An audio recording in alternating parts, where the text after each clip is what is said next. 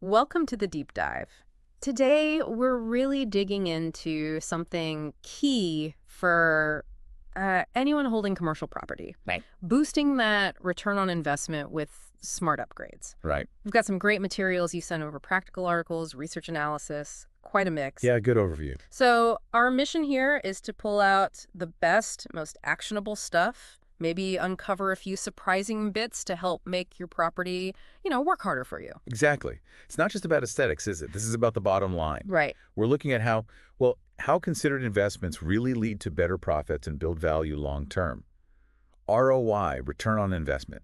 That's the benchmark. Okay, so let's start with the why. Why do upgrades even matter so much? One piece had this image, kind of stuck with me, a pizza place looking really run down. Yes. Peeling paint, wobbly sign. Yeah, and you think, would I actually want to go in there? Probably not, right? It's a great analogy.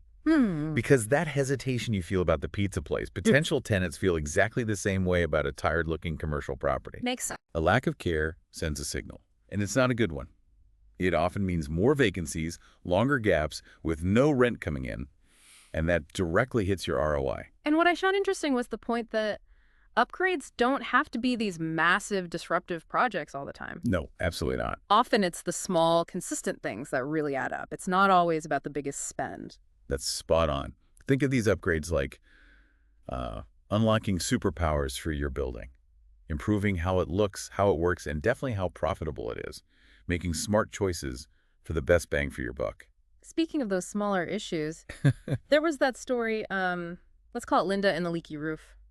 That really hammered home the cost of waiting. Oh yeah, that was insightful.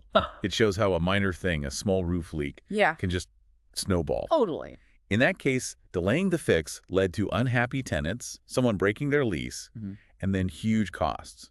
Not just for the bigger repair, but also finding a new tenant. It's that classic penny-wise, pound-foolish thing, isn't it? That Yeah. tiny drip ended up costing way more because it was ignored. The big takeaway for me was, fix the small stuff fast before it becomes a massive headache and drains your bank account. Precisely. Proactive maintenance is almost always cheaper than reacting to a crisis. Stay on top of the little things, fix them quickly, and you avoid those bigger, messier, much more expensive problems later. So for listeners, what's an immediate first step? One article suggested a detective walkthrough. I quite like that phrase. That's a great starting point. Really try to see your property like a potential tenant would. Fresh eyes. Yeah. Look for anything broken, outdated, or just, unappealing. Make a list, even the tiny stuff. And then this is the actionable bit pick, just one thing from that list, just one, and fix it this week. Right. Could be tightening a doorknob, fixing a dripping tap, maybe swapping out some dim bulbs in a hallway. That quick win can build some momentum, can it? Definitely. And don't forget your tenants. Ask them. They're using the space every day. They probably have some really good insights on what could be better. Good point. Asking them can actually help build that relationship too. For sure. Okay, let's shift gears a bit. Energy efficiency, big topic in the sources, offering environmental pluses and, crucially, cost savings. Yeah, it seems like outdated systems can seriously eat into your profits. It's striking how direct the link is. Old lights, leaky windows and doors, inefficient HVAC. It all adds up to real financial loss through wasted energy. High utility bills, month after month. Wow. The numbers suggest properties making smart energy upgrades can cut energy costs by, say, 10 to 30%. That saving goes straight to your profit. And the good news is some fixes are relatively easy, right? The articles mention LEDs, longer life, less power. Exactly. And sealing drafts around windows and doors, quick wins, often. With a noticeable impact. Yeah.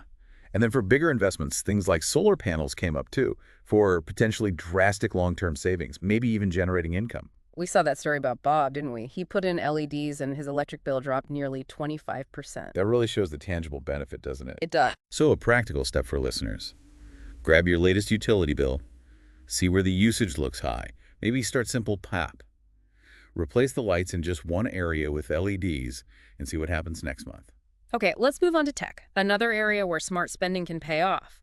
Smart building tech was mentioned quite a bit. Yeah, this stuff is becoming more important. Smart thermostats, keyless entry, connected security cameras. What's the main draw there? Well, it's kind of a dual benefit. More convenience and security for everyone, you and the tenants. And that makes your property stand out in the market. We heard about Sam installing smart thermostats, right? And it cut down on temperature complaints. Perfect example. Relatively simple tech, solving a real headache, making tenants happier, and reducing management hassle. So the action step here is maybe think about a pain point you have. Exactly, like if managing keys is a nightmare, maybe smart locks are the answer. Or if rent collection is clunky, an online payment system could streamline things. Studies show online payments can cut late payments significantly, maybe up to 40%. Wow, 40%. That's huge. All right, now, let's talk tenants, the people actually in the space. Keeping them happy seems absolutely vital for ROI. Oh, absolutely critical. Finding new tenants costs so much more time and money than keeping the ones you have. Right. Think about turnover costs, marketing, showings, potential empty periods. Mm-hmm. It can run from thousands to, well, tens of thousands per vacancy. Happy tenants save you that hassle and cost. And the sources mentioned some key things for keeping them happy. Simple stuff, really. Good communication. Being responsive, yeah. Yeah. Fixing things quickly, even just checking in proactively sometimes. These little things build loyalty, don't they? You build a huge amount of goodwill. We heard about Mike, that landlord with amazing retention rate. Yeah, what'd it do? Simple things. Thank you notes, super fast repairs like within 24 hours, and actually asking tenants for feedback made them feel valued. So a really easy action step. Just reach out to your tenants, quick email, quick message, ask how things are, show you care, low cost, potentially big impact. Definitely. Now, shifting slightly, the sources also stressed that upgrade decisions shouldn't just be guesswork. Right, you don't have to guess what tenants want. Exactly.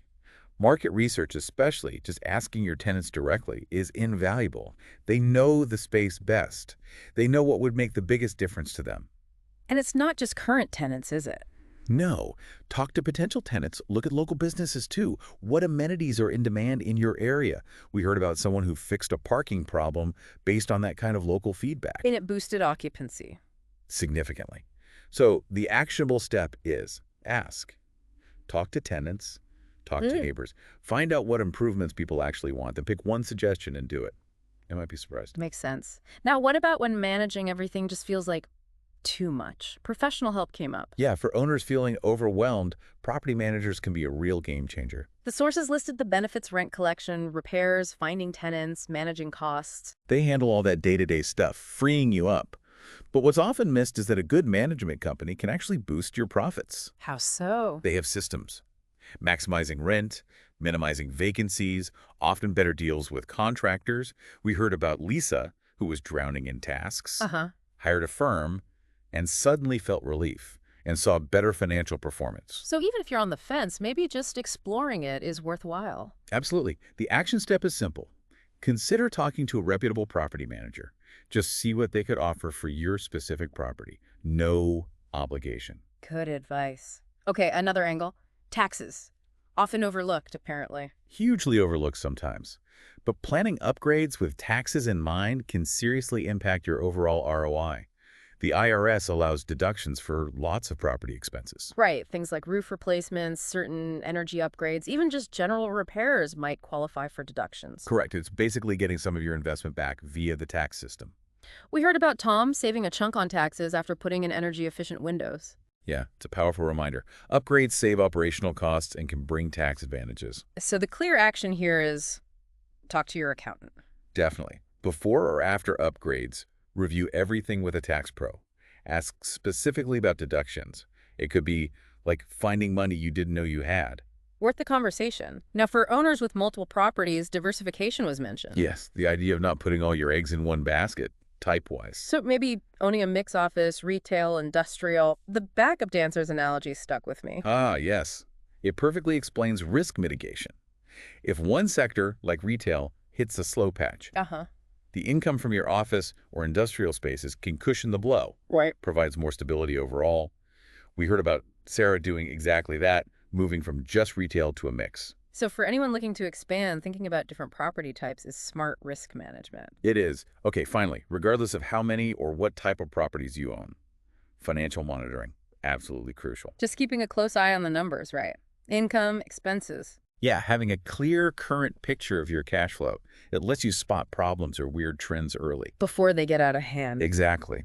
Setting up a regular routine, maybe monthly, to review the statements means you're way more likely to catch things, like a sudden water bill spike indicating a hidden leak or a billing error. That anecdote about finding a water leak just by checking the bills regularly. Shows the value, doesn't it? Just diligence paying off. So the practical takeaway: schedule it. Put time in your calendar, weekly or monthly, to actually review the financials.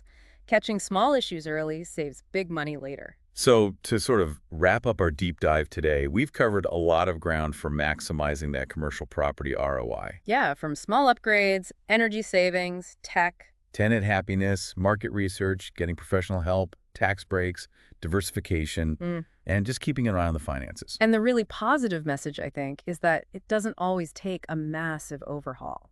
Small, consistent steps across these areas can really add up. Absolutely. Incremental improvements can lead to really significant results for your property's profit and its value over time. Yeah, definitely. So thinking about everything we've discussed, maybe ask yourself this. What's the one single most impactful thing? Could be a small fix, an energy step, better tenant communication. What's the one thing you could actually do soon to boost your property's performance and your tenant's experience? That's probably a great place to start improving that ROI.